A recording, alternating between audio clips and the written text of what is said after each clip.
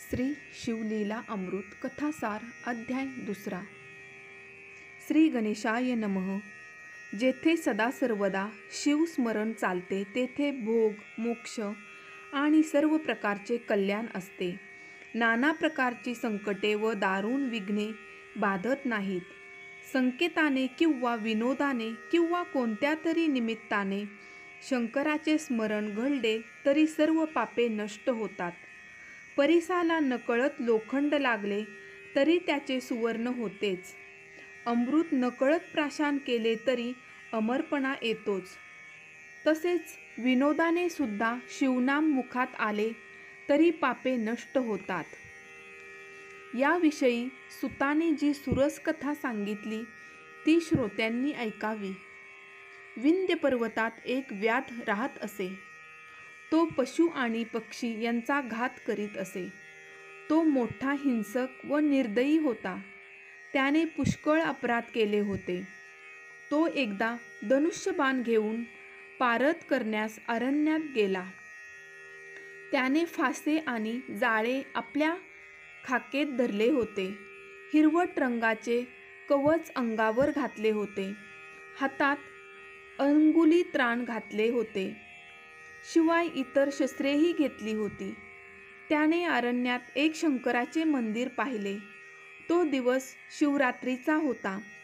सगळीकडून यात्रेकरू आले होते. शिव मंदिर शृंगारले होते. कैलासाची शोभा तेथे आणली होती. रजत वर्ण आणि सोन्याच्या वर्णाचे ते देवालय झळकत होते. त्यावर एक उंच ध्वज उभारला होता. मंदिराचे कळस तळपत होते. मंदिरात शिवलिंग होते. तिथे भक्त पूजा करीत होते. विप्र रुद्रघोष करीत होते. अखंड अभिषेकाची धारा धरलेली होती. कोणी टाळ मृदुंग घेऊन प्रेमाने शंकराचे कीर्तन करीत होते. श्रोते टाळ्या वाजवून हर हर असा जयघोष करीत होते. अनेक सुगंधी द्रव्याचा वास तेथे भरला होता.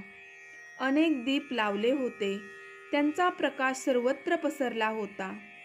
शंख, घंटा आणि भेरी यांचा नाद गगनात मावत नव्हता. भक्त लोक त्या नादात मग्न होते. अशा वेळी तो पारधी तेथे आला. त्याने सर्व सोहळा पाहिला. थोडा वेळ तेथे उभा राहिला आणि टवाळीने स्वतःशीच म्हणाला, हे सर्व लोक मूर्ख आहेत. येथे व्यर्थ द्रव्य का नासतात? येथे तर आता दगड आणि बाहेर पाषाण आहे. येथे देवपण कुठले? हे लोक उत्तम अन्न टाकून व्यर्थ उपवास का करतात? अशा प्रकारे चेष्टा करीत तो तेथून अरण्यात गेला. लोक वारंवार नामाचा गजर करीत होते. ते ऐकून तोही त्यांना वेडावून शिव हर हर असे म्हणू लागला आणि सहजच शिवमंदिराच्या उजवीकडून अरण्यात प्रविष्ट झाला. लोकांना वेडावत त्याच्या जिभेला शिव शिव म्हणण्याची सवय लागली आणि तो शिव शिव असे म्हणतच पुढे चालला. नामाच्या प्रतापाने त्याचे अगाध द्वेष नष्ट होत चालले. तो घोर अरण्यात शिरला. संध्याकाळ होऊ लागली तरी त्याला कोणत्याही प्राण्याची शिकार मिळाली नाही. तो हिंडत असता सूर्य पश्चिम दिशेला गेला. रात्र झाली व अंधार पसरू लागला. अरण्यात एवढा अंधार होता की ब्रह्मांडाच्या करंड्यात काजळ भरले आहे असे वाटत होते किंवा आकाशात काळ्या घोंगडीचा मंडप उभारला आहे असे वाटत होते. रात्र ही विधवा स्त्रीसारखी विभोभित दिसत होती. पंडित सभेतून निघून गेल्यावर मूर्ख लोक बडबड करतात त्याचप्रमाणे सूर्य अस्ताला गेल्यावर चांदण्या चमचम करत होत्या. हिंडता हिंडता व्याध एका सरोवराच्या तीरावर आला. तो अजून उपाशीच होता. सरोवर पाहताच त्याला आनंद झाला.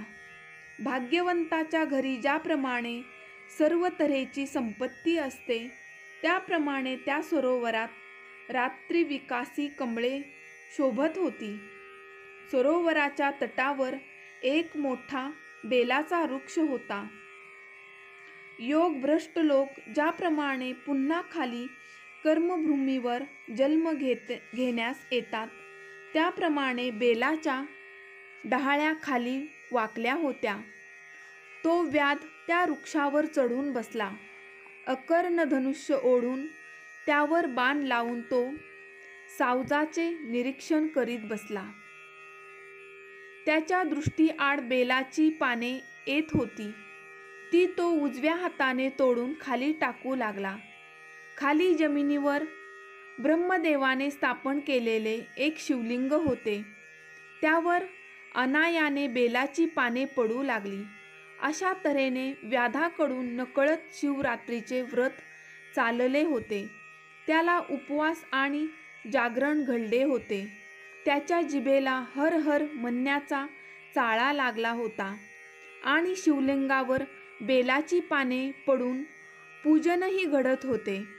एक प्रहर रात्र झाली तेव्हा एक हरणी पाणी पिण्यासाठी त्या सरोवराच्या काठी आली. ती गर्भिणी असून तेजस्वी सुकुमार दिसत होती. तिने दुरूनच पाहिले की कृतांतासारख्या व्याधाने आपल्यावर बाण रोखला आहे. तेव्हा ती त्याला मनुष्यवाणीने म्हणू लागली, हे महापुरुषा, मजकडून काहीही अन्याय झालेला नसता तू मजवर व्यर्थ का बाण रोखला आहेस? मी तर गर्भिणी हरणी आहे. तू माझा वध करू नको.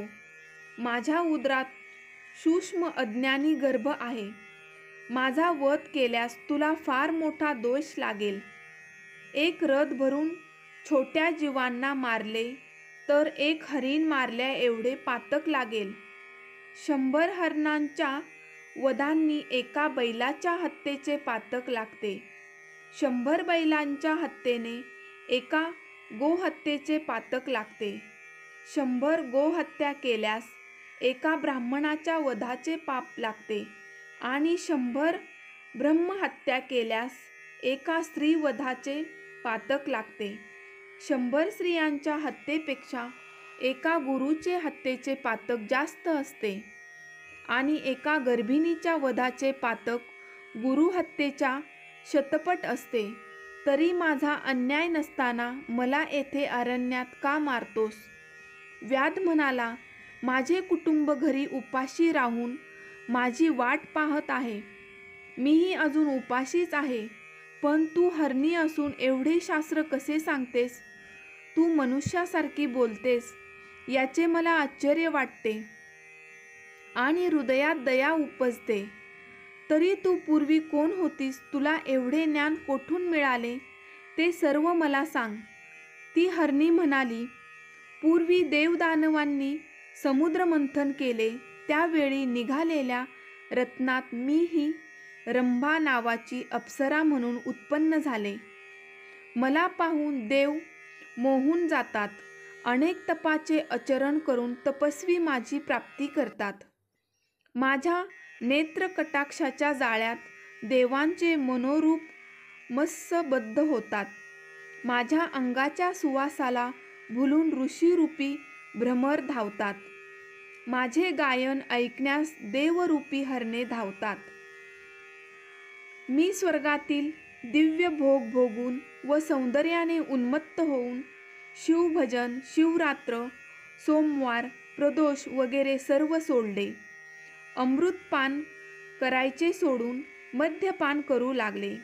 देवांचा संग सोडून हिरण्य नावाच्या दैत्याजवळ राहू लागले. अशा प्रकारे पुष्कळ काळ लोटल्यावर एकदा तो राक्षस मृगयेसाठी दूरवर अरण्यात गेला. तेव्हा मला आपले वाटले की या वेळात शंकराचे दर्शन घेऊन यावे, म्हणून मी कैलासास गेले. तेव्हा शंकर माझ्यावर कोपला आणि मला शाप देऊन म्हणाला, तू अत्यंत पापिनी आहेस. तू मृत्यूलोकात हरणी होशील. तुझ्या दोन्ही सख्या सुद्धा हरणी तुझ्याबरोबर राहतील. हिरण्य राक्षस मृग म्हणून जन्माला येऊन तुमचा पती होईल. व्याधा तो शाप ऐकल्यावर मी शंकराची प्रार्थना केली आणि कृपा करून शाप द्यावा अशी विनंती केली. तेव्हा त्यांना दयाळू भोळ्या शंकराने शाप दिला. 12 वर्ष पूर्ण होताच तुम्ही तत्काळ माझ्या चरणी याल. मग आम्ही या कर्मभूमीवर मृगयोनीत जन्म घेतला. मी गर्भिणी असून प्रसूतीचा काळ अत्यंत जवळ आला आहे. तेव्हा मी आपल्या ठिकाणावर जाऊन गर्भ ठेवून येते. मग तू माझे प्राण घेतलेस तरी चालेल. व्याध म्हणाला, तू हरणी असून गोड गोड बोलतेस, पण माझा तुझ्या बोलण्यावर विश्वास बसत नाही. नाना प्रकारे खोटे बोलूनही जीव वाचवावा हे सर्व प्राण्यांना कळते. तेव्हा तू शपथ घेऊन सांग, महापापाचे उच्चारण करून शपथ घे. हरणी म्हणाली, मी जर खोटे बोलत असेल तर ब्राह्मण कुळात उत्पन्न होऊनही जो मनुष्य वेदशास्त्र शिकत नाही, संध्या करीत नाही, सत्य आणि शत्रुत्व योनी वर्जित राहतो, त्याचे पातक माझ्या शिरावर पडो. वेदांची विक्री करणाऱ्याचे, कृतज्ञाचे, परपीडा करणाऱ्यांचे, दानात विघ्न आणणाऱ्यांचे, गुरु विष्णू आणि शंकर यांची निंदा करणाऱ्यांचे, ब्राह्मणाला दिलेले दान परत घेणाऱ्यांचे, यतीची निंदा करणाऱ्यांचे, दैत्यमताचा विचार करणाऱ्यांचे, देवकुळात पुराण ऐकताना विडा खाऊन बसणाऱ्यांचे, देवळात स्त्रीशी संबंध ठेवणाऱ्यांचे अशी पापे मला लागोत, असे ती म्हणाली. ती पुढे म्हणाली, जे नवरा बायकोचा वियोग करतात ते या जन्मी नपुसक होतात. जे दुसऱ्याची वर्मे काढतात ते या जन्मी कावळे होतात. विद्या असून जे लोक शिष्यांना देत नाहीत ते पिंगळाच्या जन्माला जातात. जे ब्राह्मण अनुचित दान घेतले त्यांना पूर्वजन्मात गंडमाळा होतात. जे दुसऱ्याच्या गायी पळवून आणतात ते या जन्मी अल्प आयुषी होतात. जो राजा प्रजेला त्रास देतो तो वाघाच्या किंवा सापाच्या जन्माला जातो. जो साधूला छळतो त्याचा निर्वंश होतो. ज्या स्त्रिया व्रत आणि नेम करतात आणि घरात धान्य असून पतीला जेवायला घालीत नाहीत त्यांना वाघळाचा जन्म येतो. ज्या कुरूप म्हणून पुरुषाचा त्याग करतात यापुढील जन्मी त्या बालविधवा होतात. तेथेही व्याभिचारी होऊन शेवटी वेश्या होतात. ज्या पतीची निंदा करतात त्या दासी किंवा कुलटा होतात. जे सेवक स्वामीचा द्रोह करतात ते कुत्र्याच्या जन्माला जातात. नोकराकडून सेवा घेऊन त्याला वेतन देत नाही तो भिकारी होतो. पती पत्नी एकांतात बोलत असताना जे मुद्दाम ऐकायला जातात ते हिंडायला गेले असता त्यांची स्त्री हरवते व त्यांना अन्न मिळत नाही. जे जारण मरण प्रयोग करतात ते मेल्यानंतर भूत पिशाचा होतात. जे यातीला उपाशी ठेवून त्रास देतात त्यांना जन्मभर दुष्काळात राहावे लागते. ज्याच्या घरी अपवित्र स्त्रिया वावरत असतात त्यांचे पितर नरकात यातना भोगतात व त्यांच्या घरी देव येत नाहीत. जे देवाच्या दिव्यातील तेल चोरतात ते या जन्मी निपुत्रिक होतात. ज्या स्त्रिया स्वयंपाक करता करता अन्न खातात त्या जन्मांतरी मांजरी होतात. ज्या स्त्रिया ब्राह्मणांना कदान्न घालून स्वतः पक्वान्न खातात त्या जन्मांतरी गर्भहीन होतात. जे आई वडिलांना त्रास देतात ते माकड होतात. ज्या सुना सासू सासऱ्यांना त्रास देतात त्यांची मुले जगत नाहीत. व्याधा, मी जर परत आले नाही तर ही सर्व पापे मला लागोत. मी जर खोटे बोलून तर शिवपूजेचा अपहार मी केला असे होईल. तिचा निर्धार आणि शपथ ऐकून व्याधाच्या मनात विश्वास उत्पन्न झाला व तो तिला म्हणाला, हे पतिव्रते, तू आता जा व रात्र सरता सरता परत ये. हरणी म्हणाली, तू पुण्यवंत होऊन शिवपदास जाशील. असे म्हणून आणि पाणी पिऊन ती हरणी पुन्हा घरी गेली. व्याध पुन्हा बेलाची पाने तोडून खाली टाकू लागला. 2 प्रहर रात्र झाली. दुसरी पूजा झाली असे शंकराने मानले आणि व्याधाच्या 7 जन्मीचे अर्धे पाप जळून गेले. व्याध शिवस्मरण करीतच होता. त्याची त्याला गोडी लागली होती आणि त्याने हरणीच्या मुखाने निरूपण ऐकले व त्याला जागरणही झाले होते. त्यावेळी आणखी एक हरणी तेथे आली आणि पाणी पिऊ लागली. ते पाहून व्याधाने धनुष्यबाण सज्ज केले. ते पाहून हरणी म्हणाली, व्याधा, मजवर दया कर. पतीला केव्हा एकदा भेटून येईल असे मला झाले आहे. माझी ही इच्छा पूर्ण होऊ दे आणि मग मी परत येते. व्याधाला मोठे आश्चर्य वाटले. ही हरणी सुद्धा ज्ञानी दिसते असा विचार करून तो तिला म्हणाला, तुम्हाला सर्व शास्त्रार्थ ठाऊक आहे. तुमचे जीवित धन्य आहे. तेव्हा तुला काय शपथ घ्यायची असेल ती घे आणि जा. हरणी म्हणाली, मी जर खोटे बोलत असेल तर विहीर, तळे, सरोवर आणि देवाचे मंदिर भग्न करणारा, गुरुची निंदा करणारा, मद्यपी, दुराचारी, युद्धातून पळून जाणारा, क्षत्रिय, दुसऱ्याचे उपजीविकेचे साधन नष्ट करणारा, महापुरुषाच्या ग्रंथाची, वेदशास्त्रांची निंदा करणारा, संत आणि भक्तांचा द्वेष करणारा, हरिहर चरित्राचा अव्हेर करणारा, पतीला सोडून दुसऱ्याच्या घरी निजणारी स्त्री, घरात अन्न असून पतीला उपाशी ठेवणारी स्त्री, या सर्वांची पापे माझ्या माथी लागोत. व्याधा, आपला मुलगा व सून चांगली वागत असूनही जे त्यांना उगाच छळतात ते कुरूप व दरिद्री होतात. जे भाऊ आपसात वैर करतात ते मासे होतात. गुरुचा दोष काढणाऱ्यांची संपत्ती जळून जाते. जे वाटसरूची वस्त्रे हरण करतात ते अतिशूद्र होऊन प्रेताची वस्त्रे वापरतात. स्वतःला तपस्वी म्हणून जे अनाचार करतात ते सुरवंट होतात. जो कन्येचा विक्रय करतो तो हिंस्र प्राण्याच्या जन्माला जातो. पतिव्रतेला व्यर्थ त्रास देणाऱ्याचे घर फुकटे, कुळाची वाताहत होते. जो ब्राह्मण द्रव्य पदार्थ विकतो तो आणि विकत घेणारा दोघे दारुडे होतात. जो ब्राह्मणांचा अपमान करतो तो ब्रह्मराक्षस होतो. उपकार न स्मरणारा कृमींच्या जन्माला जातो. 10 माणसात बसून जो खोटी साक्ष देतो त्याचे पितर नरकात पडतात. जो 2 लग्ने करतो पण एकाच पत्नीचे लाड करतो तो कुत्र्याच्या अंगावर गोचिड होतो. जो दुसऱ्याचा पाणी पुरवठा बंद करतो त्याचा मलमूत्र निरोध होतो.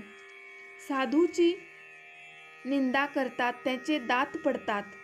जो देवळात भोजन करतो तो क्षयी होतो.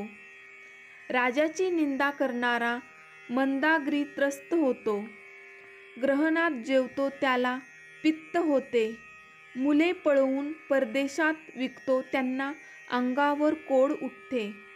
जी स्त्री गर्भपात करते ती वांझ होते. देवालय पाडणाऱ्यांची हाडे मोडतात. पत्नीला अपराधाशिवाय शिक्षा करणारा असतो त्याला अर्धांगवात होतो. जो ब्राह्मणाचे अन्न पळवितो त्याचा वंश वाढत नाही. जो ब्राह्मणांना काठी मारतो त्याच्या अंगातून कळा येतात. जो संताजवळ वादविवाद करतो त्याचे दात मोठे होतात. जो गुरु, संत, माता, पिता यांचा अपमान करतात तो तोतरा होतो. देवालयाजवळचे वृक्ष तोडणारा पांगळा होतो. जो सुतकातले अन्न खातो त्याच्या पोटात रोग होतात. स्वतः एकट्याने जो सुगंधी द्रव्य वापरतो त्याच्या अंगाला घाण येते. जो ब्राह्मणाचे कर्ज परत देत नाही तो बालपणी मृत्यू पावतो. जो झाडाची सावली नष्ट करतो त्याला कोठेही आसरा मिळत नाही. जो ब्राह्मणाला देतो देतो म्हणून वायदे करतो पण दान देत नाही तो पुढील जन्मी अन्न अन्न करीत दारोदारी हिंडतो. जो पुत्रद्वेष करतो आणि गरीब माणसाचे लग्न मोडतो तो पुरुष असल्यास त्याची बायको वंध्य ठरते. जो ब्राह्मणांना बांधून ठेवतो त्याला यम सांडसाने पीडा देतो. जो पवित्र ग्रंथ ऐकत नाही तो बहिरा होतो. जो माता पितांना त्रास देतो त्याचा कार्यनाश होतो. जो एकाच देवाची भक्ती करतो व अन्य देवांची निंदा करतो त्याला एकच मुलगा होतो. गोवध करणाऱ्याला कर्कश बायको मिळते व बैलाला मारणाऱ्याला मूर्ख पुत्र होतो. जो गवत आणि पाणी न देता पशूंना मारतो त्यांची मुले मुकी होतात. जो पारधी पुष्कळ पशु मारतो त्याला पुढील जन्मी फेफरे येते. जो आपल्या गुरुचा त्याग करतो तो जन्मताच मरण पावतो. जो सूर्याकडे तोंड करून लघुशंका करतो त्याचे दात लहानपणीच पडतात व केसही पिकतात. लहान मुलाच्या मृत्यूने शोक करणाऱ्यांना जो हसतो तो पुढील जन्मी निपुत्रिक होतो. असे म्हणून हरणी पुढे म्हणाली, मी पतीला भेटून लवकर परत येते. मी जर येणार नाही तर वरील सर्व पापे मला लागेल. व्याध तिला म्हणाला, ठीक आहे, तू फार ज्ञानी दिसतेस. घरी जाऊन लवकर परत ये. दुसरी हरीण परत गेली न गेली तोच हरीण पाणी पिण्यासाठी तळ्यावर दुसरी हरीण परत गेली न गेली तोच हरीण पाणी पिण्यासाठी तळ्यावर आली. त्यावेळीही त्याच्यावर शरसंधान करताच व्याधाला तो म्हणाला, व्याधा, माझ्या स्त्रिया पतिव्रता आहेस त्यांना विचारून येतो आणि मी अशी शपथ घेतो की मी जर न येईन तर मला पुढील पाप लोकांची पापे लागोत.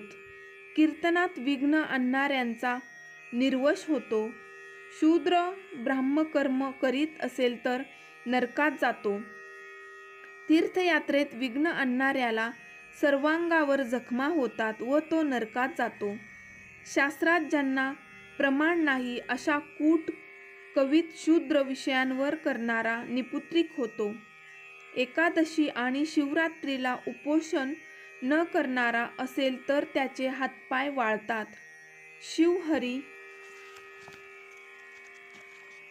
प्रतिमा फोडणारे, भक्तांना विघ्न करणारे, शिवाची निंदा करणारे नरकात कीटक होतात. आईचा द्रोह करणाऱ्याला व्याधी होतात. पितृद्रोही पिशाचा होतो. गुरुद्रोही तत्काळ मरून भूत होतो. जो जास्त जेवणाऱ्या ब्राह्मणांना हसतो त्याच्या तोंडाची जन्मभर चवत जाते. देवळे पाडणारा, शंकराची पीडा फोडणारा, देवाची उपकरणे व अलंकार चोरणारा, देवाची अप्रतिष्ठा करणारा ह्यांना पंडुरोग होतो. मित्रद्रोह, आई वडील गुरु यांची हत्या, विश्वासघात काही लोक करतात. काही लोक गायीची व ब्राह्मणांची वध अंगात सामर्थ्य असून निवारण करीत नाहीत. ब्राह्मणांना बाहेर बसायला सांगून घरात काही जण पक्वान्ने भक्षण करतात. काही लोक सोयऱ्यांची प्रार्थना करतात. त्यांना संग्रहणी आणि पोटशूळ ही दुखणी होतात. कोणी पंचयज्ञ करीत नाहीत. कोणी ब्राह्मणांची घरे जाळतात. कोणी गरिबाला वाटेत लुबाडतात. कोणी संतांचा अपमान करतात. गुरुला छळतात. गुरुचीच परीक्षा घेतात. त्यांच्यावर नाना तऱ्हेचे आरोप करतात. अशा लोकांची मुले जगत नाहीत. जो शिवकीर्तन ऐकत नाही त्याला कर्णमूळ रोग होतो. जो नसत्या गोष्टींची बडबड करतो तो बेडूक होतो. शिवकीर्तन आणि पुराण चालू असताना जो झोपतो तो साप होतो. अति वादविवाद करणारा पिशाच्च होतो. अशा तऱ्हेने अनेक पापे आहेत ती माझ्या माथी लागोत. असे म्हणून तो मृग निघून गेला. व्याधाला आता शिवनामाची फारच गोडी लागली होती. त्याचा कंठ भरून आला. डोळ्यातून अश्रू वाहू लागले. बेलाची पाने खुडून तो खाली टाकीतच होता. सारी रात्र संपली. पूर्व दिशा उजळू लागली. रात्रीचे 4 प्रहर. शिवजागर झाला. अरुणोदय झाला आणि तेवढ्यात तिसरी हरीण आली. आता आपण हिला तरी मारावे असा विचार व्याधाला आला. तोच ती हरीण म्हणाली, व्याधा, तू मला मारू नको. माझे बाळ घरी आहे. त्याला पाजून मी परत येते. मी जर असे न करीन तर मला अनेक महापापे लागोत. व्याधाला ही हरणी आता काय शास्त्रार्थ सांगेल असे कुतूहल वाटत होते. तेव्हा तो म्हणाला, तू काहीतरी शपथ घेऊन जा. हरीण म्हणाली, ऐक, जो गवत जाळतो, गावाला आग लावतो, ब्राह्मणांचे पाणी अडवितो, त्याला क्षयरोग होतो. काही लोक ब्राह्मणांची घरे हिसकवितात. त्यांचे पूर्वज रोवर नरकात पडतात. जे लोक आई आणि मुलगा व पती पत्नी यांच्यात भांडणे लावतात, देव व ब्राह्मण यांना वंदन करीत नाहीत, कठोर बोलून निंदा करतात, त्यांचे हातपाय यम तोडतो. जे लोक दुसऱ्याच्या वस्तूवर चोरटी नजर ठेवतात त्यांना नेत्र रोग होतो. पुस्तके चोरणारा मुका होतो. रत्न चोरणाऱ्याचे डोळे जातात. गर्विष्ठ लोक रेडे होतात. पारधी ससाण्याच्या जन्माला जातात. भक्तांची निंदा करतात त्यांना तोंडाचे रोग होतात. आई वडिलांना ताडण करतात ते लुळे होतात. जो कृपण असतो तो सर्प होऊन त्यांच्या धनावर बसतो. यातील भिक्षा न देता विनमुख पाठवितात त्यांच्यावर शिवाचा कोप होऊन संतती व संपत्ती जळून जाते. जेवणावरून ब्राह्मणाला उठविणे हा तर सर्वात मोठा अधर्म आहे. अशा तऱ्हेने विचार ऐकून पारध्याचे हृदय भरून आले व तो म्हणाला, तू निशंकपणे घरी जा व तुझ्या पाडसाला दूध पाजून ये. तेव्हा हरणी पाणी पिऊन धावतच तिच्या जागी गेली. त्या 3 हरणीपैकी मोठी हरिणी प्रसूत झाली. दुसरीने पतीची प्रेमाने भेट घेतली आणि मग हरणी म्हणाली, आता आपण व्याधाजवळ जाऊया. तेव्हा तो हरीण त्या 3 हरणी व त्यांची पाडसे व्याधाकडे आली. हरीण व्याधाला म्हणाली, आता माझा वध कर. हरणी व्याधाला म्हणाली, आता माझा वध कर. हरणी म्हणू लागल्या, हे बरोबर नाही. पतीच्या आधी आम्ही जावे हे उचित होईल. पाडसे म्हणाली, व्याधा, तू आम्हाला आधी मार. त्यांची ती बोलणी ऐकून व्याधाच्या अंतःकरणात करुणा उत्पन्न झाली आणि तो झाडावरून उतरून त्या हरणाच्या पाया पडला व म्हणाला, आज माझे जीने धन्य झाले. तुमच्या मुखाने मी निरूपण ऐकले. मी निष्पाप झालो. आता तुम्हीच माझे माता पिता, गुरु व देव आहात. आता संसार लटका आहे. मी शिवपदास केव्हा पोचेन असे मला झाले आहे. तो असे म्हणत आहे तोच आकाशातून विमान आले. त्यावर शंकराचे गण बसले होते आणि ते सर्व पंचवदन दशभुज असून वाघाची कातडी नेसलेले होते.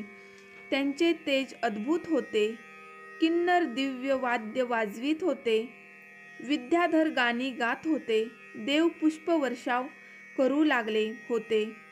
हरणांची शरीरे दिव्य झाली. त्यांना नमस्कार करता करता व्याध शिवहर शिवहर असे म्हणू लागला. व्याधाचे शरीर पालटून तो शिवगणाप्रमाणेच दिसू लागला. शिवगणांनी त्याची पुष्कळ प्रार्थना करून त्याला विमानात घेतले आणि ती हरणेही विमानात प्रविष्ट झाली. देव व्याधाची प्रशंसा करू लागले. व्याध शिवपदाला प्राप्त होऊन त्या मृगांना तारामंडळात स्थान मिळाले. भगवान व्यासांनी लिंग पुराणात जे वर्णन केले आहे त्याचे मी प्राकृतात केले आहे. हे शिव, रात्री व्रत श्रवण केल्याने पातके दुग्ध होतात आणि जो हे पठण करील तो पुण्यवंत मनुष्य धन्य होईल.